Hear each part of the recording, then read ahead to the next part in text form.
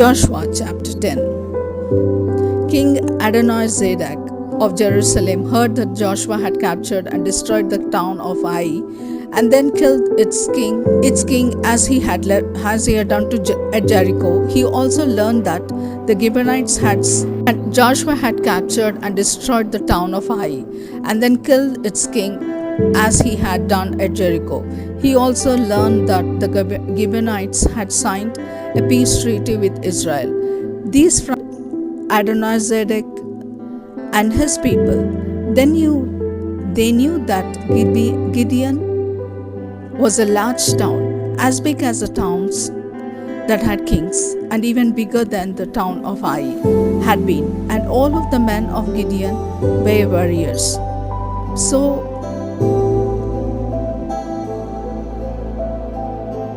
Adonizedek sent message to the kings of 4 other towns, King Hoham of Hebron, King Piram of Jarmuth, King Japhan of Lachish,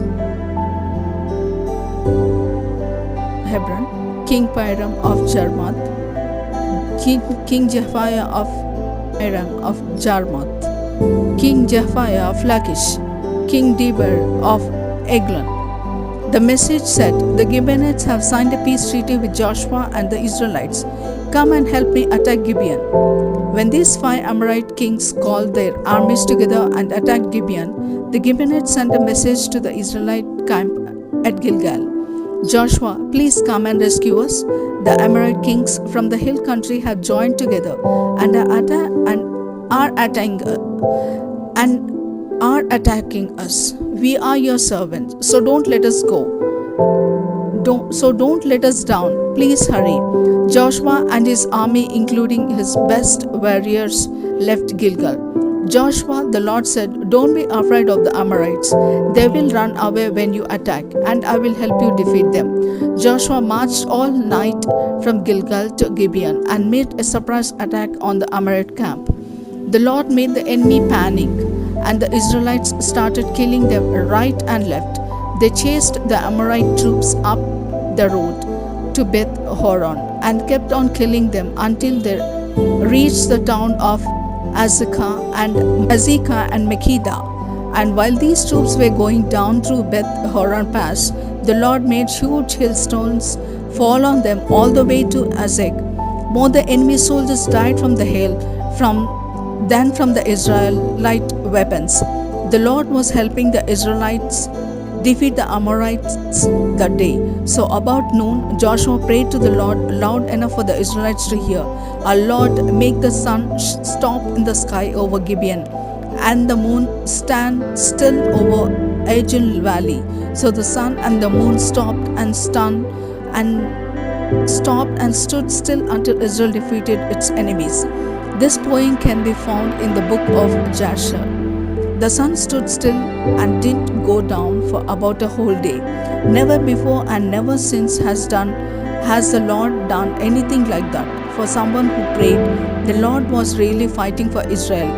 After the battle, Joshua and the Israelites went back to their camp at Gilgal, while the enemy soldiers were running from the Israelites. The 5 enemy kings ran away and hid in a cave near Makkedah. Joshua's soldiers told him, "The 5 kings have been found in a cave near Makkedah." Joshua answered, "Roll some big stones over the mouth of the cave and leave a few soldiers to guard it.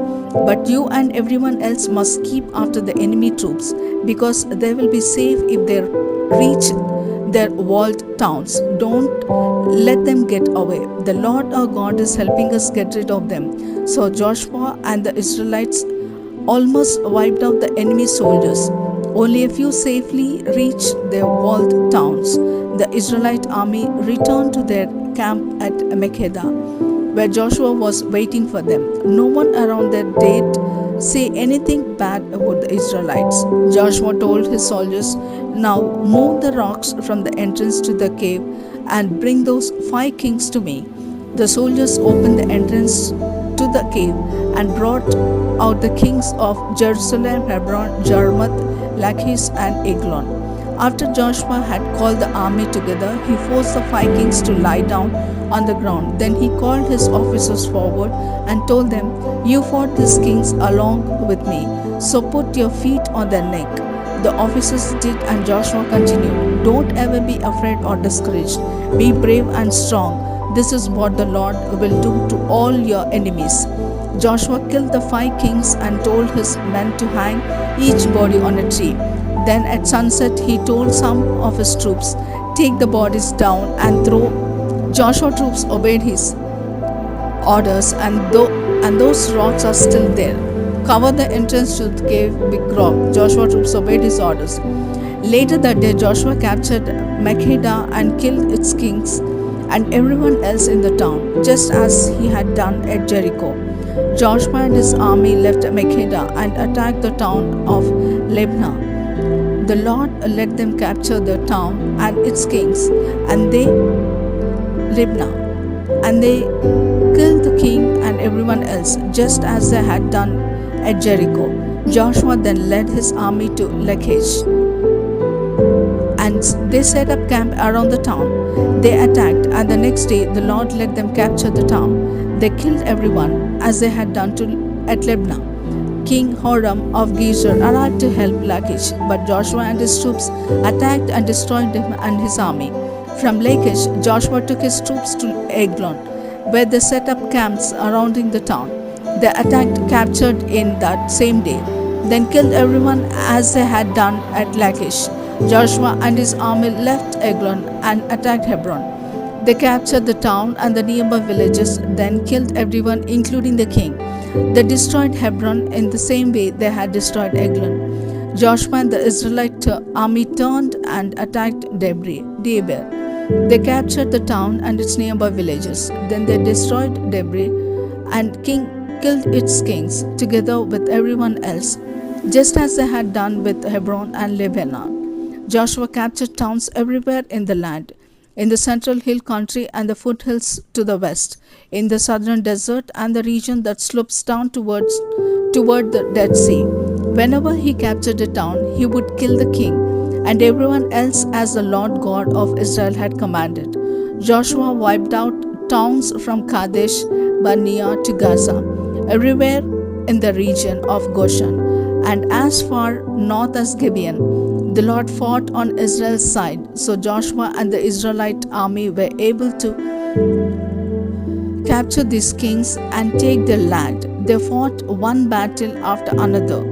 Then they went back to their camp at Gilgal after capturing all that land.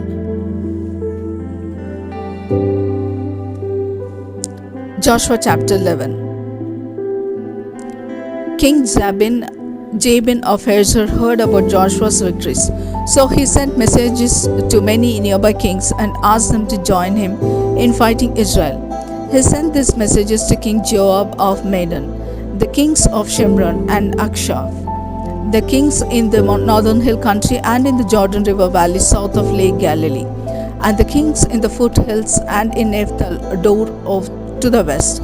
He sent messages to the Canaanite kings in the east and the west, to the Amorite, Hittite, Perizzite, and Jebusite kings in the hill country, and to the Hivite kings in the region of Mizpah, near the foot of Mount Hermon. The kings and their armies went to Merom Pond, where they set up camp and got ready to fight Israel. It seemed as though there were more soldiers and horses and chariots than there are grains of sand on a beach. The Lord told Joshua, "Don't let them frighten you. I'll help you defeat them. And by this time tomorrow they will be dead. When you attack, the first thing you have to do is to cripple their horses. Then after the battle is over, burn their chariots." Joshua and his army made a surprise attack against the enemy camp at Merom Pond and crippled the enemy's horses. Joshua followed the Lord's instructions, and the Lord helped Israel defeat the enemy.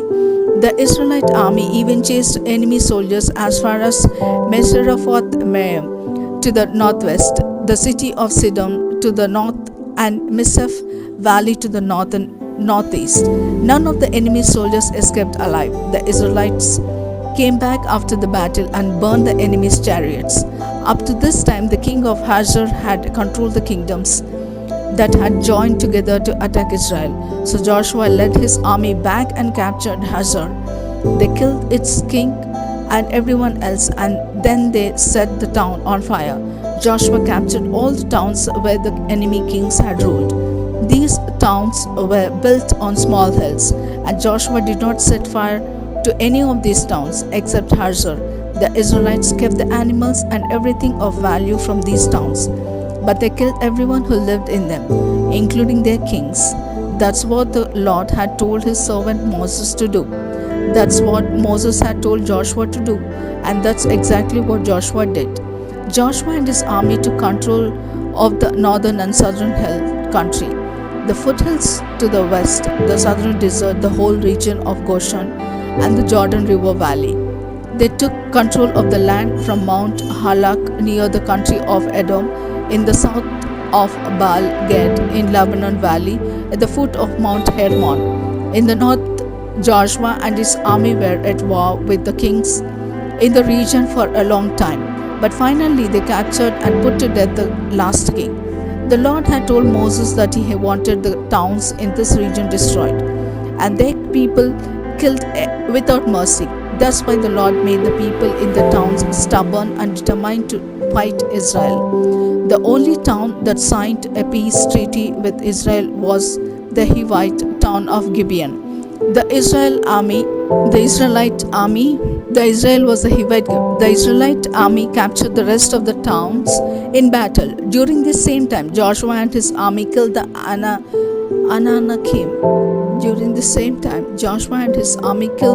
Anakim from the northern and southern hill country. They also destroyed the towns where the Anakim had lived, including Hebron, Debir, and Anab. There were not any Anakim left in the regions where the Israelites lived, although there were still some in Gaza, Gath, and Ashdod. That's how Joshua captured the land, just as the Lord had commanded Moses, and Joshua divided it up among the tribes. Finally, there was peace in the land. Joshua chapter 12. Before Moses died, he and the people of Israel had defeated two kings east of the Jordan River. These kings had ruled the region from the Arnon River Gorge in the south to Mount Hermon in the north, including the eastern side of the Jordan River Valley. The first king that Moses and the Israelites defeated was an Amorite king, Sihon of Heshbon. The southern border of his kingdom ran down the middle of the Arnon River Gorge, taking in the town of Arior on the northern edge of the gorge. The Jabbok River separated Sihon's kingdom from the Ammonites on the east. Then the Jabbok turned west and became his northern border to his kingdom, included the southern half of the region of Gilead.